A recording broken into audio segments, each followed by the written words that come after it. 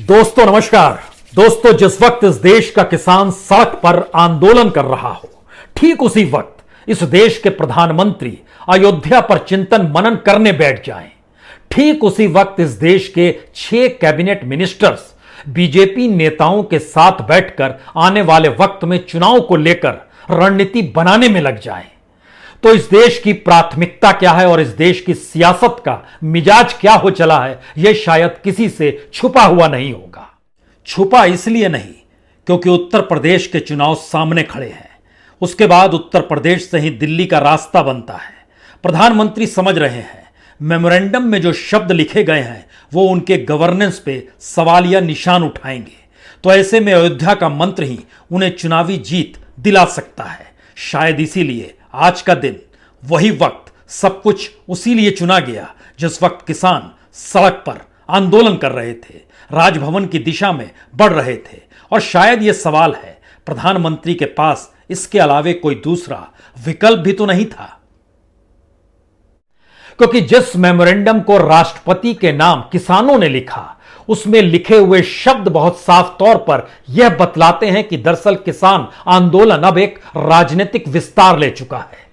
इस देश के भीतर में किसानों से जुड़े हुए 3 कानून और एमएसपी का सवाल धीरे धीरे इस देश के उन मुद्दों को अपने दायरे में लेकर आ पा रहा है जहां पर मोदी सरकार सीधे किसानों के निशाने पर है।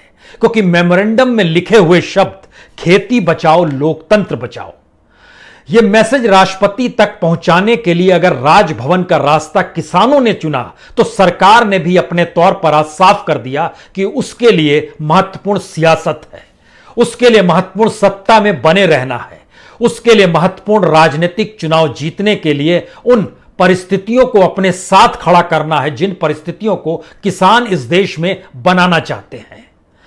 दरअसल इसकी बेहद महीन लकीर पहली बार यह नजर आ रही है कि किसान चाहे अनचाहे अपने 7 महीने के आंदोलन का विस्तार करते हुए धीरे धीरे इस देश की तमाम राजनीतिक दलों से जुड़े मुद्दे और इस देश की सामाजिक आर्थिक परिस्थितियों को साथ लेकर चल पड़ा है और उसका दायरा धीरे धीरे बड़ा होते चला जा रहा है। लेकिन दूसरी तरफ सरकार भी इस बात से अनभिज्ञ नहीं है।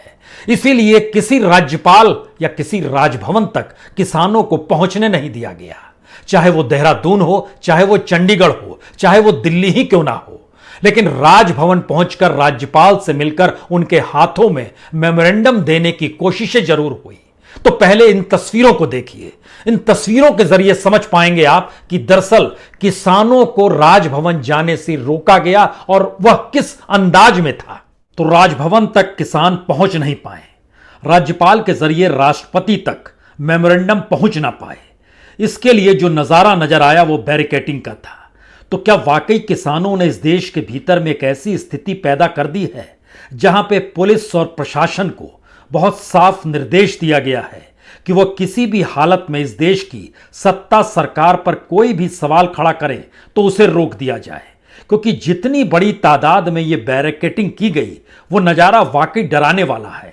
सड़क पर कील भी देखी, सीमेंटिंग भी देखी, पुलिस की मौजूदगी भी देखी, लेकिन इस तरीके से सिर्फ मेमोरेंडम रोकने के लिए। लेकिन किसान रुका नहीं, थमा नहीं, वो आगे बढ़ता चला गया। उसके हाथ में जो मेमोरेंडम था उसमें बहुत साफ तौर पर इन बातों का जिक्र था कि दरअसल किसानों के मशवरे के बने कानून बनाया गया, कानून को पारित भी संसद में बिना वोटिंग के कर दिया गया, कीमत बड़े व्यापारी तय करेंगे, इस स्थिति को लाया गया। फिर से सड़क पर वही बैरिकेडिंग, वही कील, उसी तरीके से वाटर कैनन की स्थिति, उसी तरीके से बड़ी तादाद में पुलिस की मौजूदगी के बीच किसानों को रोकने की स्थिति। लेकिन यह भी समझना होगा, किसान इस हकीकत को जान रहा है कि दरअसल जो कानून है उस कानून से आगे बढ़कर अब समाज के हर क्षेत्र को अपने आंदोलन से जोड़ने की स्थितियां धीरे धीरे बन तो रही है। शायद इसीलिए एक तरफ सत्ता सरकार पुलिस प्रशासन के जरिए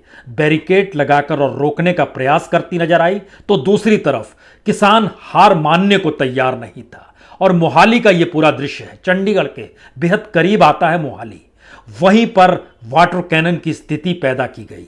और दूसरी तरफ अगर हरियाणा है तो वो पंचकुला का इलाका है, वहां पर भी कमोवेश वही स्थिति। पंजाब में कांग्रेस की सरकार है, हरियाणा में बीजेपी की सरकार है, दोनों की राजधानी चंडीगढ़ में है, दोनों तरफ से किसानों को चंडीगढ़ ही पहुंचना था। लेकिन फिर वही सवाल, मेमोरेंडम के शब्द सत्ता और सरकार को डराते हैं। शायद इसीलिए इतनी बड़ी तादाद में किसानों को रोकने का जो प्रयास किया जा रहा था लगातार, वो एक तरह से संदेश भी था कि हम किसान आंदोलन से नहीं घबराते हैं। वो संदेश भी था कि किसी भी हालत में किसानों को राजभवन नहीं पहुंचने दिया जाएगा, या फिर इस देश की संवैधानिक स्थितियों पर अगर आप सवाल खड़ा कर रहे हैं तो हम उसे नहीं मानेंगे।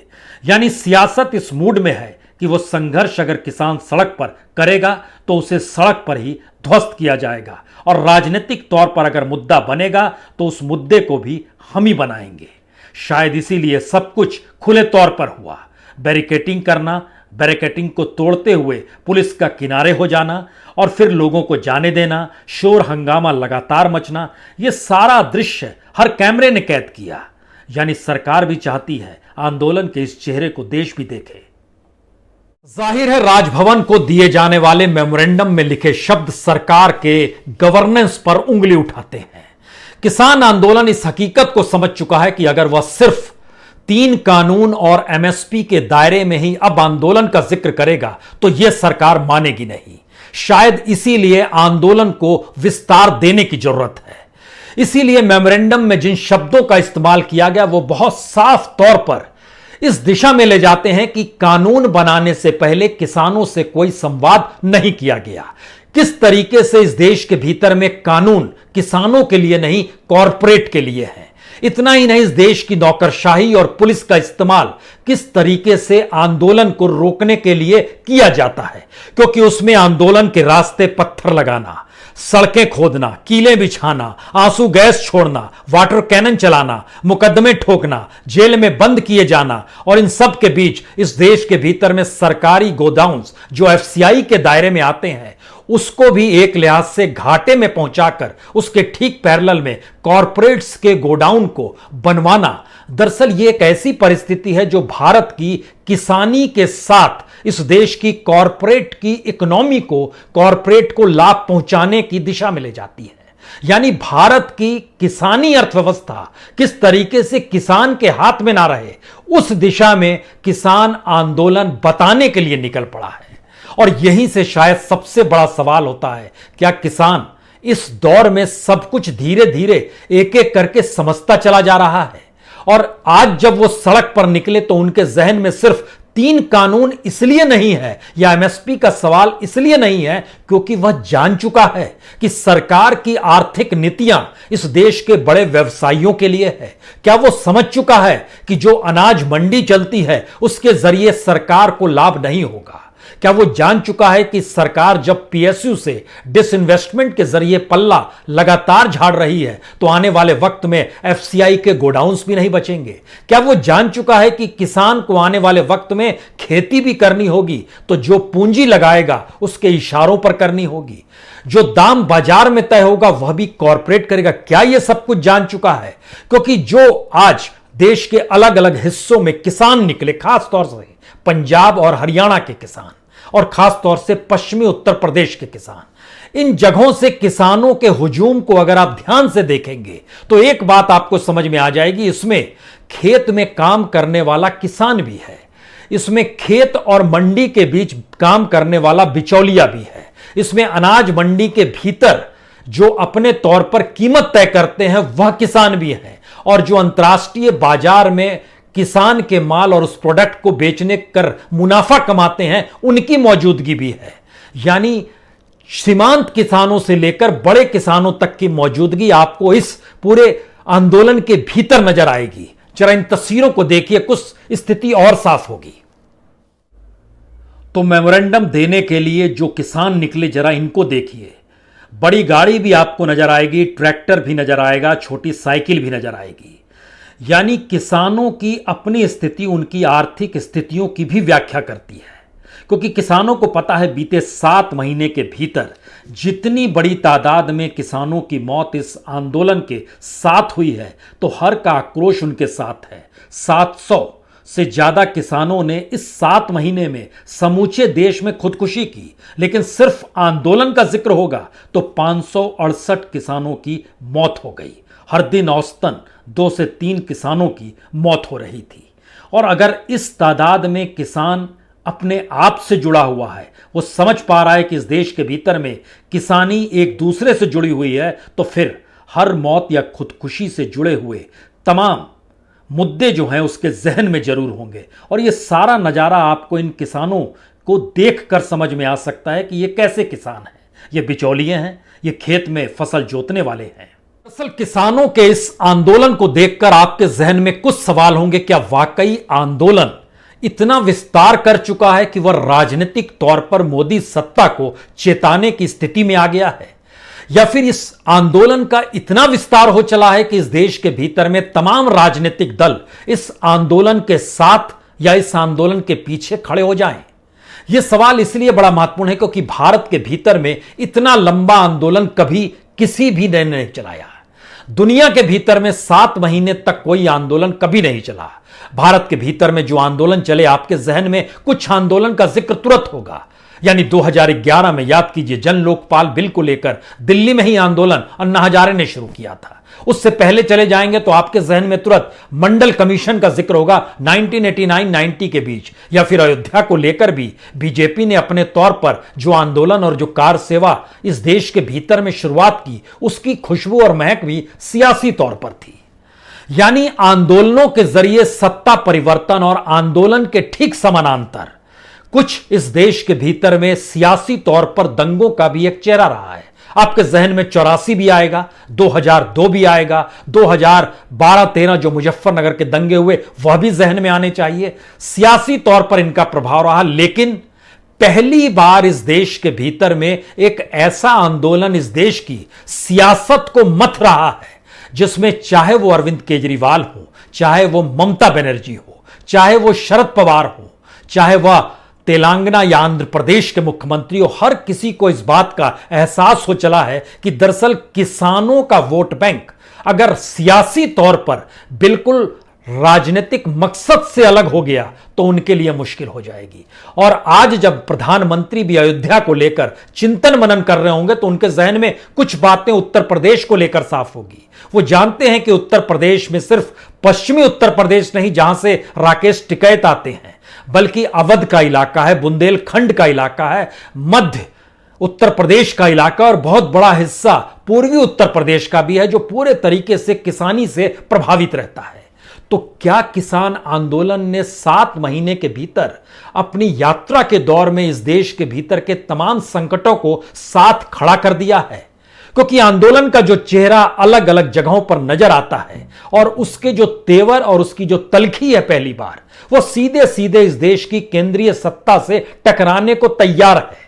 सवाल यह नहीं है कि वो ट्रैक्टर पर सवार है, उसके हाथ में झंडा है। सवाल यह भी नहीं है कि वह किसान संघ भर का व्यक्ति है। सवाल यह है कि जिस परिवेश में इस देश के भीतर में, चाहे वो बैंक कर्मी हो, चाहे डिग्रीधारी युवा बेरोजगार हो, चाहे मजदूर ही क्यों ना हो, चाहे इस देश के भीतर में एक बड़ा हिस्सा कॉरपोरेट भी अपने आप को सत्ता से अलूफ महसूस करता है, अगर वो सत्ता के साथ खड़ा हुआ नहीं है तो इस देश के भीतर में लगातार संकटों की लकीर जब आप खींचेंगे तो आपके जहन में कुछ सवाल निकल कर आएंगे। इस देश की राजनीतिक सत्ता को पलटने के लिए किसी भी राजनीतिक दल को वह मुद्दा चाहिए होता है जो जनता को प्रभावित कर रही है।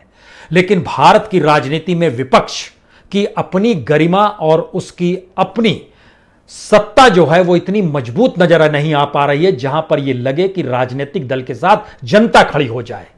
लेकिन यह हर कोई जानता है कि इस देश के भीतर में किसानी हर प्रांत को छूती है और किसानों की जरूरत इस देश में हर किसी को है, यहां तक कि सरकार को भी है। तभी तो महामारी के दौर में उसने जिक्र किया कुछ नहीं देंगे लेकिन अनाज फ्री में जरूर देंगे। अनाज सरकार नहीं उपजाती है, किसान ही उपजाता है। सवाल यह था कि उस अनाज को खेत से निकालने के बाद बाजार तक लाने के लिए और देश ही नहीं अंतर्राष्ट्रीय तौर पर भी बाजार में ले जाने के लिए कॉरपोरेट उस पूरी व्यवस्था को हड़प लेना चाहता है और उसके मातहत एक बड़ा कमीशन वो सरकार को दे देना चाहता है। यानी सरकार मानसिक तौर पर पूरी तरीके से सारी चीजों को मोनेटाइज करना चाहती है।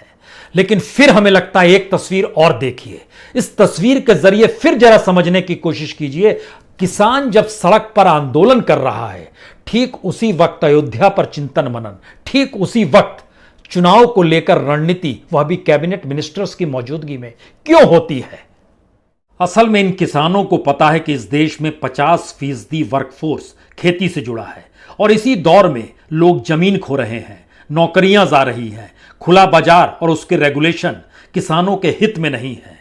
तो शायद इसीलिए आंदोलन के वक्त उनके भीतर का जोश कुलांचे मारता है और सड़क पर संघर्ष शायद उनकी नियति हो चली है, जिसका खुला नजारा आज अलग अलग हिस्सों में नजर आया, खासतौर से पंजाब, हरियाणा और यूपी बॉर्डर पर।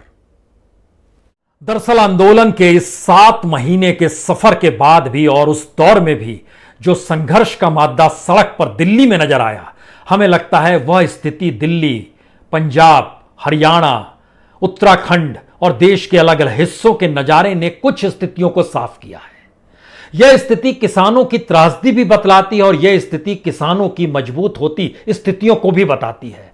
त्रासदी इस रूप में क्योंकि बीते 30 बरस में, यानी इस देश में आर्थिक सुधार अपनाने के बाद 1991 के बाद से इस देश में बीते 30 बरस में 4 लाख किसानों ने खुदकुशी की है।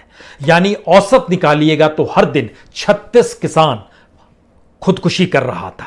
अब आंदोलन करते वक्त पहले 7 महीनों में, जो 7 महीने बीत गए, 568 किसानों की मौत हो गई। यानी हर दिन लगभग 2.5 से 3 किसानों के बीच का औसत निकल कर आता है। अब सवाल यह है कि जब इतनी बड़ी तादाद में किसानों की खुदकुशी और आंदोलन करने के वक्त भी किसानों की मौत होती है, तो भी सरकार, सत्ता, सियासत, राजनीति के कानों में जूं क्यों नहीं रेंगती है? इसका दूसरा पक्ष यह है कि इस देश के भीतर में किसानों के साथ क्या वाकई पूरा देश खड़ा हो जाएगा? हमें लगता है असल चीज यही समझने की जरूरत है, क्योंकि 1947 में इस देश के भीतर में 33 करोड़ जनसंख्या थी जो किसान पर टिकी हुई थी या किसानी के आधार पर ही उनका जीवन चल रहा था। आज की स्थिति में 138 करोड़ जनसंख्या हो चली है। खेती की जमीन इस दौर में कम हो गई है। उस वक्त 21 करोड़ लोग खेती से जुड़े हुए थे, लेकिन आज की तारीख में 40 करोड़ लोग खेती से जुड़े हुए हैं। 14.5 करोड़ किसान हैं, 18 करोड़ सीधे सीधे मजदूर हैं और 7 करोड़ सीधे सीधे मनरेगा के जरिए वह मजदूर हैं जो किसानी का ही काम अपने तौर पर करते हैं। इसके अलावे एग्रो प्रोडक्ट्स, यानी किसानी के फसल से निकले हुए जिन प्रोडक्ट्स को मार्केट में बनाया और बेचा जाता है, उससे इस देश में व्हाइट कॉलर तकरीबन 80 लाख लोग जुड़े हुए हैं। सवाल यह है कि इस देश की इकोनॉमी के भीतर में न्यूनतम जरूरतों को पूरा करने के लिए ही अनाज शब्द है और उस अनाज शब्द को उपजाना और उसी से जिंदगी को चलाना भी उसी किसान को करना है जिसे आंदोलन करना है। लेकिन इस दौर में हुआ क्या? इस दौर के भीतर में आप ध्यान दीजिए तो भारत में आंदोलन के तौर पर यह देश धीरे धीरे तब्दील हो रहा है। आजाद भारत है, लेकिन आजादी के लिए भी आपको संघर्ष करना है। कृषि प्रधान देश है, लेकिन खेती में एमएसपी के लिए भी आपको आंदोलन करना है। मजदूर है, लेकिन उसके पास रोजगार नहीं है, न्यूनतम मजदूरी उसे नहीं मिलती है। जो स्किल्ड लेबर है उसके लिए, नौकरी के लिए उसे आज की तारीख में संघर्ष करना पड़ रहा है। हायर एजुकेशन या कहें डिग्रीधारी, उसके लिए भी रोजगार आज की तारीख में नहीं मौजूद है। डॉक्टर की स्थिति इस देश के भीतर में ऐसी हो गई जैसे वो किसी अस्पताल में जाता है तो इंफ्रास्ट्रक्चर अगर अस्पताल के पास नहीं है, जो इस देश में नहीं है, तो उसकी कमजोरी मरीज के कहर बनकर उसी पर टूट पड़ती है।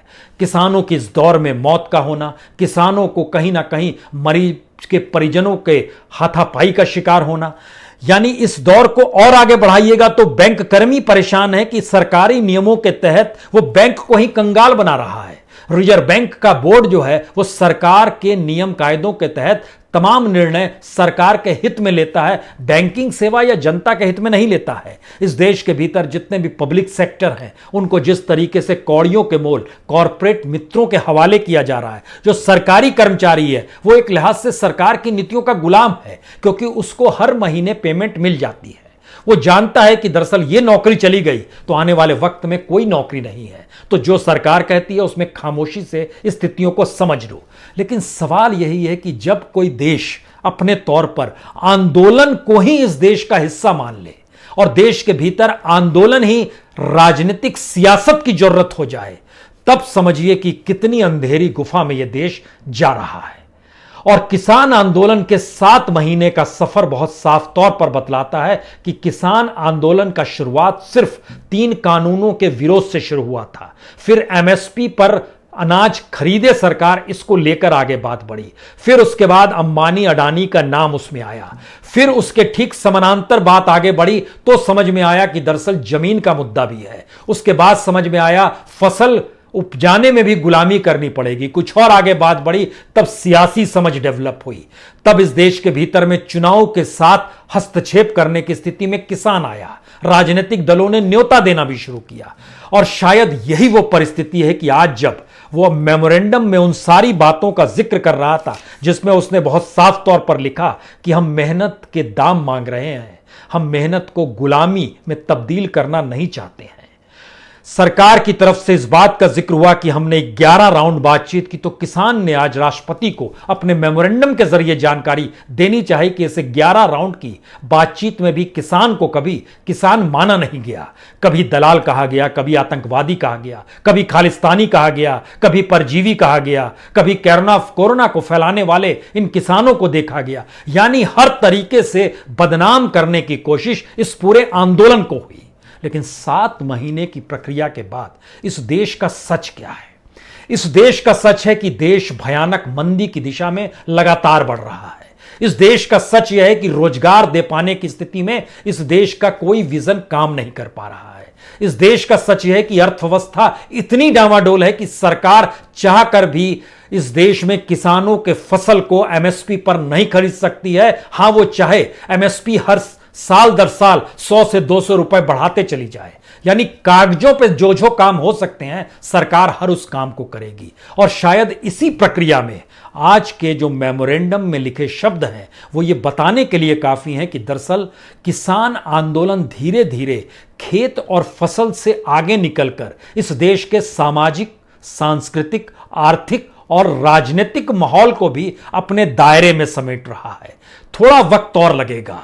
इस देश का मजदूर भी साथ होगा, इस देश में छात्र भी साथ होंगे, हो सकता है डॉक्टर भी साथ हों और प्रोफेसर्स भी साथ हों, क्योंकि क्राइसिस इस देश के भीतर में खेत खलियान तक नहीं है, वो इस देश की पूरी मिट्टी में धीरे धीरे समा गई है। और शायद इसीलिए किसान के आंदोलन को मिलता विस्तार इस देश के प्रधानमंत्री को बेचैन करता है कि वो अयोध्या पर चिंतन मनन उसी वक्त करें।